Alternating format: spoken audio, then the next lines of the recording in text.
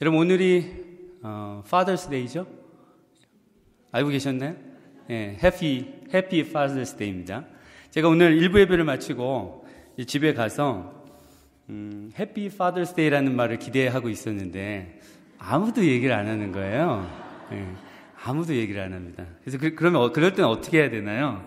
예, 제가 Happy Father's Day 이렇게 얘기를 했어요. 예.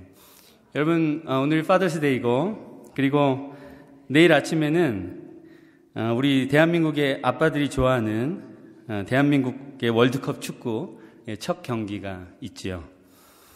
여러분, 축구에서 공격수들은 골을 넣어야 합니다. 공격수들이 골을 못 넣으면 뭐를 먹죠? 욕을 먹죠. 예.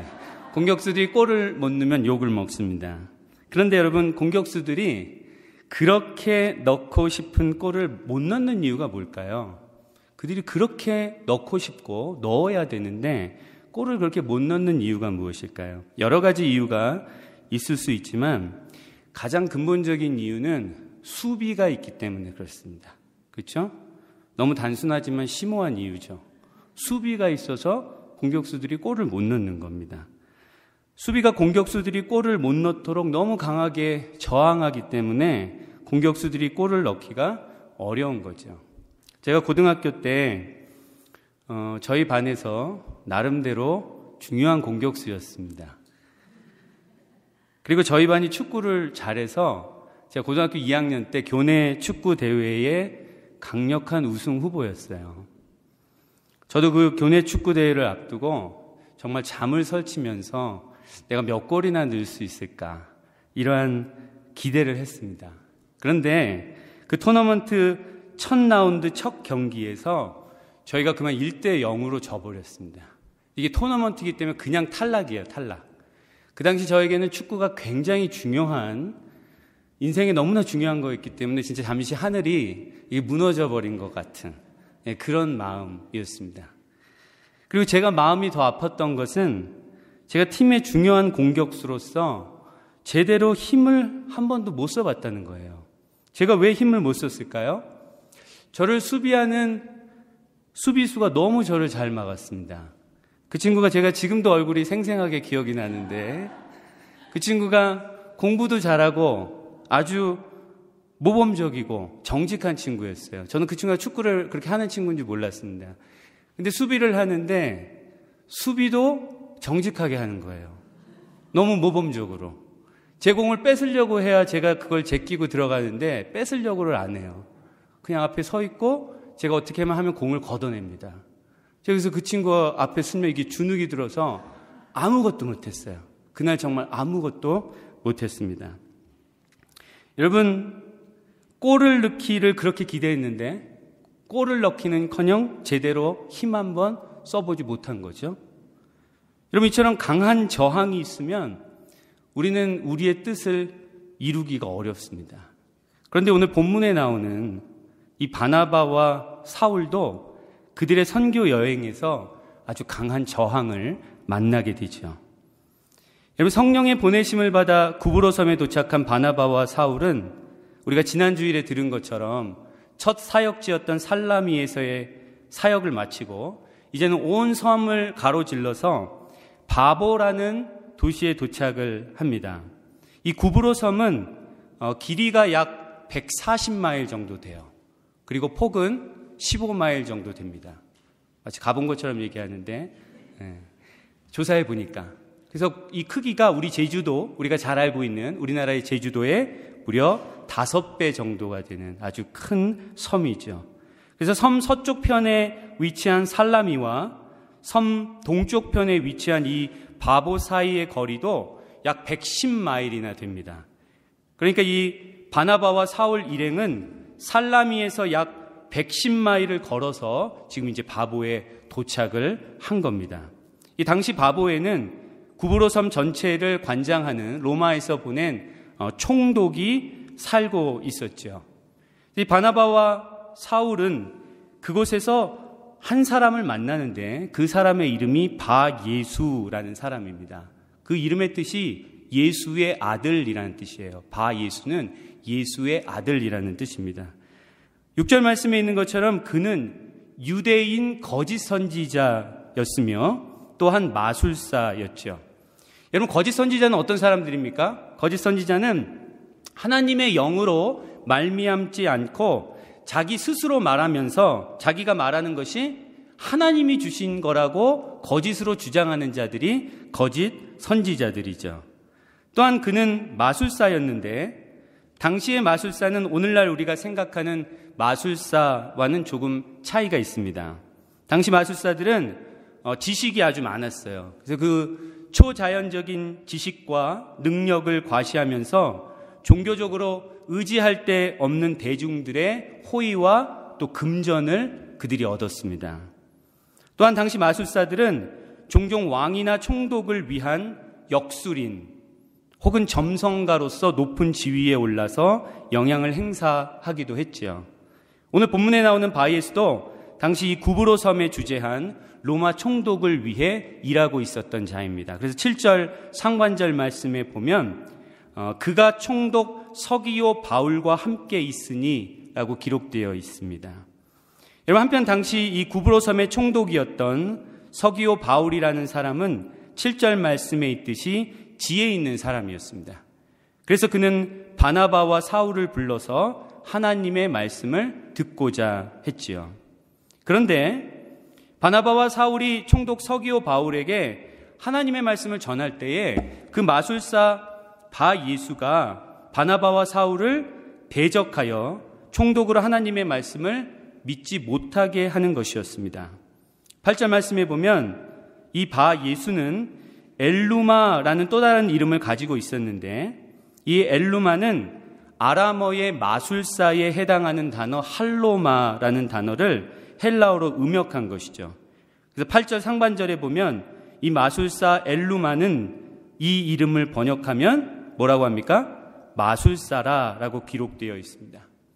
여러분, 마술사 바예수가 바나바와 사울을 대적하여 총독이 하나님의 말씀을 믿는 것을 방해할 때에 사울이 성령이 충만하여 그를 주목했습니다. 그를 주목해서 이렇게 봤어요. 9절에 보면 이 사울을 바울이라고 하는 사울이라고 표현을 하죠. 마침내 바울이라는 이름이 처음 나옵니다. 그동안은 계속 사울이라고만 하다가 이제 마침내 바울이라는 이름이 나오는데, 여러분, 사울은 유대식 이름이죠. 그럼 바울은 어느식 이름입니까? 로마식 이름입니다. 사울은 유대식 이름이고 바울은 로마식 이름이에요. 제 한국 이름이 재흥이죠. 근데 제가 이 재흥이라는 이름을 미국에서 미국 사람들하고 함께 쓰려고 하면 이 사람들이 발음을 못하죠. 그래서 제가 미국 사람들에게는 저를 제이라고 불러라 이렇게 얘기를 합니다. 그게 저의 미국식 이름인 것처럼 사울도 마찬가지로 이제 선교 여행에서 만나게 될 이방인들을 위해서 이제는 로마식 이름인 바울을 사용하기 시작하는 겁니다. 그래서 이 사도행전을 기록한 누가도 오늘 본문 이후로는 사울이라는 이름을 쓰지 않아요. 이제는 이 사울을 로마식 이름인 바울이라는 이름으로 기록을 합니다. 이 바울이 누굽니까? 예, 바로 우리가 잘 아는 신약성경의 로마서부터 빌레몬서까지 13개의 서신을 기록한 사도 바울이죠. 바울은 성령이 충만하여 바예수를 주목하고 그에게 이렇게 말합니다. 10절과 11절 상반절 말씀에 보면 이르되 모든 거짓과 악행이 가득한 자요 마귀의 자식이요 모든 의의 원수여 주의 바른 길을 굽게 하기를 그치지 아니하겠느냐. 보라, 이제 주의 손이 내 위에 있으니 내가 맹인이 되어 얼마 동안 해를 보지 못하리라. 여러분, 바울의 이 말이 끝나자 즉시 안개와 어둠이 바예수를 덮었고 그는 앞을 보지 못하여 자신을 인도할 사람을 두루 찾았습니다. 바울은 성령이 충만하여 성령이 주시는 능력과 밝은 눈으로 거짓 선지자이며 마술사였던 이 바예수의 거짓되고 사악한 마음을 꿰뚫어 보았죠. 그리고 바울은 바예수의 죄가 무엇인지를 말로 확인시키고 즉시 그를 하나님의 심판에 붙였습니다. 의도적으로 하나님의 진리의 빛을 가리려고 했던 이 바예수는 하나님의 징벌을 받아서 자신이 빛을 보지 못하게 되었습니다. 12절 말씀에 보면 총독 서기오 바울은 바예수가 그렇게 된 것을 보고 바나바와 바울이 전한 하나님의 말씀을 믿으며 주의 가르치심을 놀랍게 여기게 됩니다. 총독 서기오 바울은 그렇게 바나바와 바울의 선교 사역의 첫 열매가 되었습니다. 여러분, 오늘 본문 말씀에서 우리가 보는 바와 같이 하나님께서 새 일을 행하실 때 그 과정에는 언제나 저항이 있습니다.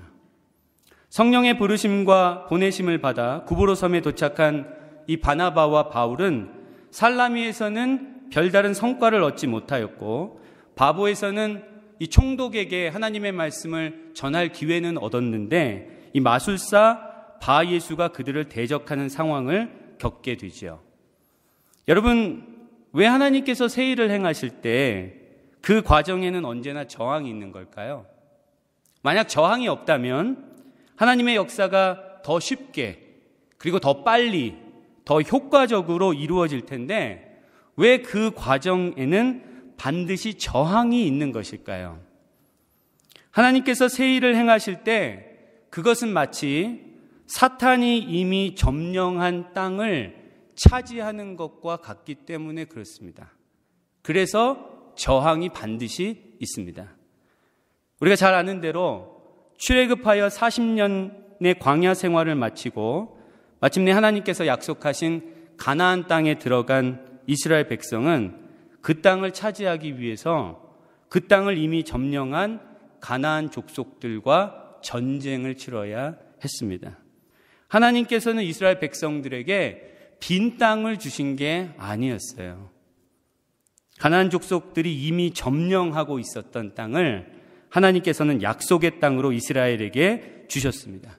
그래서 그들이 그 약속의 땅을 차지하기 위해서는 가나안 족속의 저항과 맞서 싸워야 했습니다.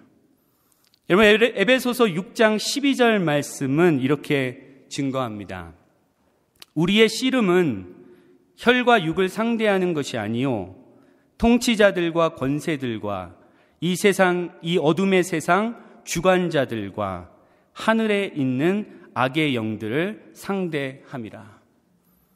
여러분, 우리가 하나님의 백성으로 이 땅에서 반드시 치러야 하는 우리의 싸움은 혈과 육, 즉 인간을 상대하는 싸움이 아닙니다. 우리의 싸움은 이 어둠의 세상을 통치하고 주관하는 마귀와의 싸움, 또한 마귀를 위해 일하고 있는 악의 영들을 상대하는 싸움이죠. 그런데 많은 성도들이 이 말씀을 많이 들어서 알고 있음에도 여전히 마귀에게 속고 있습니다.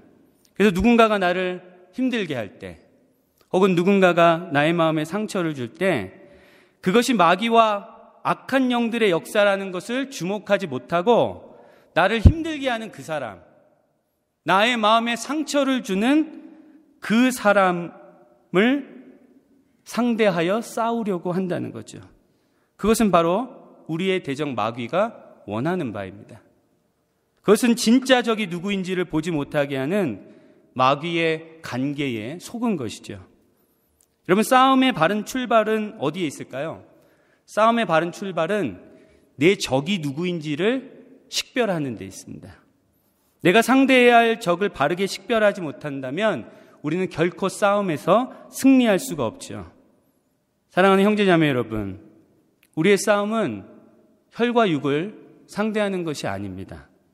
우리의 싸움은 마귀와 악의 영들을 상대하는 겁니다. 여러분, 이 진리를 꼭 기억하셔야 합니다. 오늘 본문 말씀에서 바울은 거짓 선지자이며 마술사였던 바예수가 그들이 복음을 전파하는 것을 대적하였을 때 그를 주목하고 그에게 이렇게 말하죠. 모든 거짓과 악행이 가득한 자요, 마귀의 자식이요, 모든 의의 원수여, 주의 바른 길을 굽게 하기를 그치지 아니하겠느냐.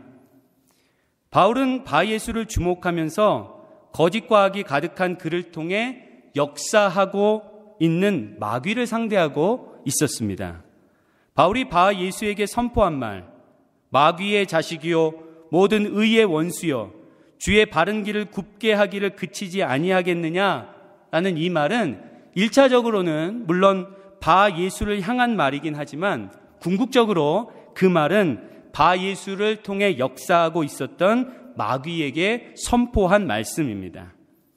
여러분, 우리가 하나님의 나라를 위해, 예수 그리스도의 복음을 위해, 그리고 주님의 몸된 교회를 위해 선한 일을 할 때 그곳에는 언제나 마귀와 악한 영들의 저항이 있다는 것을 우리는 반드시 기억해야 합니다.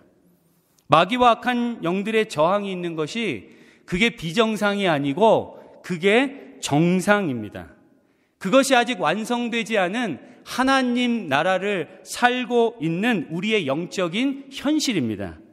그것은 마치 축구 경기에서 공격수가 골을 넣지 못하도록 저항하는 수비가 있는 것과 똑같은 이치입니다. 이러한 우리의 영적 현실을 여러분 직시하게 될 때 우리는 선을 행하다가 낙심하지 않을 수 있습니다. 아까 우리가 찬양 부른 것처럼 우리 주님께서 다시 오시는 그날까지 이 세상은 여전히 마귀와 악한 영들의 거센 영향력 아래 있습니다. 저와 여러분은 이 땅에서 하나님 나라의 백성들로 혈과 육이 아니라, 즉 인간을 상대하는 것이 아니라 그 마귀를 상대하여 싸우며 그가 차지한 이 땅 가운데서 하나님의 나라를 이루어 가라고 부름을 받은 그러한 자들입니다. 그런데 여러분, 우리가 잘 아는 바와 같이 싸움을 하기 위해서는 싸울 힘이 필요하지요. 싸울 힘이 없으면은 아무리 내가 싸우려고 해도 싸울 수가 없습니다. 만일 우리의 싸움이 혈과 육, 즉 인간을 상대하는 것이라면 우리는 이제 육신의 힘을 키우면 되죠. 그러나 우리의 싸움은 아까 에베소서 말씀을 통해 본 바와 같이 누구와의 싸움입니까? 마귀와 악의 영들을 상대하는 영적 싸움입니다. 그래서 우리는 마귀와 악의 영들을 상대하여 싸우기 위해 육의 힘이 아니라 무슨 힘을 키워야 할까요? 영의 힘을 키워야 합니다. 마귀는 영적 존재이기 때문에 육체적으로 강한 사람을 두려워하는 것이 아니고 영적으로 강한 자를 두려워합니다. 그럼 어떻게 우리는 영적으로 강한 사람이 될 수 있을까요? 영적으로 강한 사람이 되기 위해 우리는 무엇을 힘써야 할까요? 오늘 본문 말씀에서 바울은 복음 전파에 대적하는 바 예수를 주목하고 그의 거짓되고 악한 마음을 꿰뚫어 보죠. 그리고 그를 즉시 하나님의 심판의 손에 붙입니다. 여러분, 바울이 어떻게 이런 놀라운 일을 행할 수 있었을까요? 그는 어떻게 바 예수를 통해 역사하는 마귀와 싸워 우리가 이렇게 말씀을 보면 너무나 통쾌한, 너무나 시원한 승리를 얻을 수 있었을까요? 오늘 본문 9절 말씀이 증거하듯이 바울은 무엇에 충만했습니까? 성령이 충만했습니다.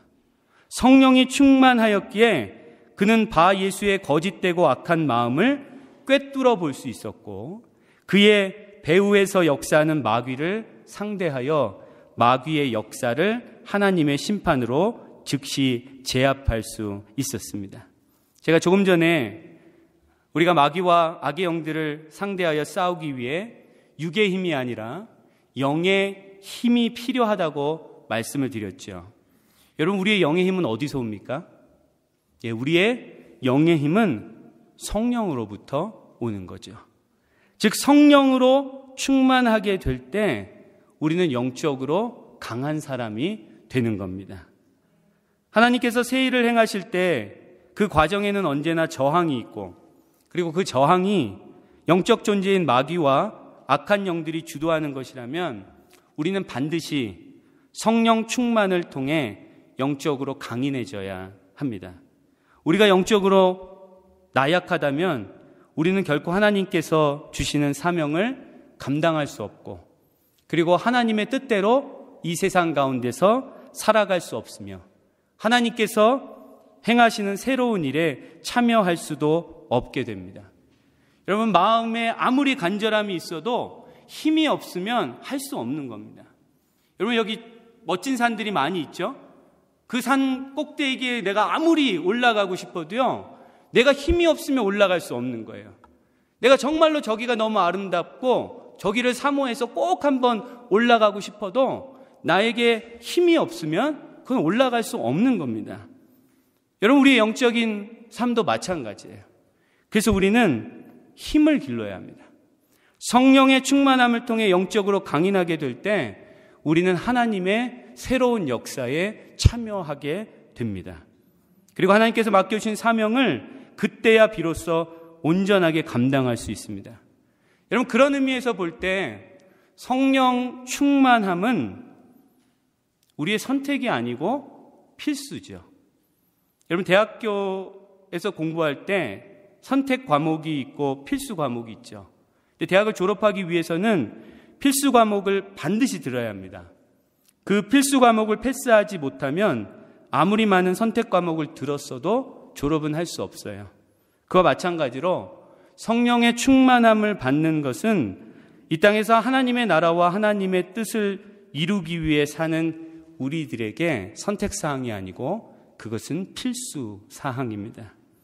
우리가 하나님의 사명을 온전히 감당하지 못하고 그리고 마음으로는 하나님의 뜻대로 살고 싶은데 그렇게 살지 못하는 근본적인 이유는 우리가 성령으로 충만하지 않기 때문입니다. 성령으로 충만하지 않기 때문에 우리는 언제나 나약하고 게으르고 우리에게는 생명력이 없습니다. 찬송가 가사에 있듯이 빈들의 마른 풀과 같이 시들은 나의 영혼으로는 하나님의 사명을 감당할 수도 없고 하나님의 뜻대로 살 수도 없고 하나님의 새로운 역사에 참여할 수도 없습니다. 오직 성령의 단비가 우리의 시들은 영혼에 내려지게 될 때 우리의 영혼은 살아나게 될 것입니다. 성령의 단비를 통해 우리는 하늘로부터 오는 생명력을 얻고 영적으로 강인해져서 우리 대적 마귀와 악한 영들을 상대하여 싸우고 승리할 수 있을 것입니다. 우리에게 하나님께서 주시는 기쁜 소식은 예수 그리스도로 말미암아 하나님의 부르심을 받은 우리 모두가 성령의 충만함을 받는 것은 하나님의 약속이요 뜻이라는 겁니다. 하나님께서는 일찍이 구약의 선지자 요엘을 통해서 내가 내 영을 모든 육체에 부어줄 것이다 라고 약속하셨죠. 그리고 예수님께서 승천하신 후 하나님의 이 약속을 믿고 기다리며 기도에 힘쓰던 예수님의 제자들은 모두 성령의 충만함을 받았습니다. 또한 예수님께서는 이렇게 말씀하셨어요. 누가복음 11장 13절 말씀에 보면 예수님께서 이런 말씀을 하십니다. 너희가 악할지라도 좋은 것을 자식에게 줄 줄 알거든 하물며 너희 하늘 아버지께서 구하는 자에게 성령을 주시지 않겠느냐 이렇게 말씀하셨습니다. 우리 하늘 아버지께서 구하는 자에게 성령을 주신다는 것은 분명한 하나님의 뜻이에요. 그건 예수님께서 이 말씀을 통하여서 우리에게 전하신 하나님의 약속입니다. 여러분, 그렇다면 오늘 말씀을 듣고 이제 우리는 무엇을 해야 할까요? 어떻게 해야 할까요? 먼저 우리는 우리의 어리석고 그리고 우리의 안일한 마음을 회개해야 합니다. 성령의 충만함을 사모하지도 않고 성령의 충만함을 구하지도 않고 그냥 내 힘으로 내 방법으로 내 실력으로 나의 이 부족한 영성으로 적당히 살려고 했던 우리의 어리석고 안일한 마음을 회개해야 합니다. 우리는 지금이라도 마음을 돌이켜서 하나님의 진리와 약속의 말씀을 붙잡아야 합니다. 또한 우리는 하나님의 약속을 믿어야 합니다. 하나님께서는 내가 말세에 내 영을 모든 육체에 부어주겠다고 약속하셨습니다. 그리고 예수님께서도 하물며 너희 하늘 아버지께서 구하는 자에게 성령을 주시지 않겠느냐고 말씀하셨습니다. 여러분, 하나님의 자녀가 되어 말세를 사는 우리 모두에게 성령을 부어주시는 것은 우리 모두를 향한 하나님의 분명한 뜻입니다. 우리는 그 하나님의 뜻이 우리에게 이루어지기를 기도하며 소망해야 합니다. 요즘 우리가 신앙훈련 풍성한 삶의 첫걸음을 통해 기도에 대해서 배우고 있죠. 여러분, 우리의 기도는 예수님께서 가르쳐 주신 대로 먼저 하나님의 이름과 하나님의 나라와 하나님의 뜻을 구하는 것이 되어야 합니다. 그런데 여러분, 우리가 성령의 충만함을 위해 기도하는 것은 하나님의 이름과 하나님의 나라와 하나님의 뜻을 위해서 기도하는 것이에요. 우리가 성령으로 충만하여 하나님께서 맡겨주신 사명을 감당하고 우리에게 저항하는 마귀와 싸우며 승리할 때 그곳에 하나님의 이름이 거룩히 여김을 받고 하나님의 나라가 임하고 하나님의 뜻이 이루어지기 때문에 그렇습니다. 성령 충만을 위한 기도는 우리가 이 땅에 사는 동안 항상 하나님께 구해야 할, 사실은 우리에게 너무나 본질적인 기도입니다. 하나님께서는 그 하나님의 약속을 붙들고 성령을 구하는, 성령의 충만함을 구하는 우리의 기도를 기뻐하십니다. 그리고 약속하신 대로 성령을 우리 모두에게 부어 주실 줄로 믿습니다. 여러분, 오늘 말씀을 듣고 그동안 성령을 구하지 않은 나의 마음, 성령 충만함 없이 그저 이 정도로 내가 하나님의 뜻 가운데 살아갈 수 있다, 이 정도면 됐다라고 생각했던 그 안일한 마음을 회개하고 날마다 하나님 앞에 기도할 때, 하나님, 그 약속하신 성령을 오늘도 나에게 부어주시옵소서. 이 시간도 하나님의 성령으로 오직 충만하게 하여 주시옵소서. 그렇게 힘써 간구하며 마귀와 악의 영들과 상대하여서 넉넉히 승리할 수 있는, 그래서 여러분의 삶의 자리에 하나님의 나라를, 하나님의 뜻을 이루어갈 수 있는 저와 여러분들이 되시기를 우리 주님의 이름으로 간절히 축원합니다.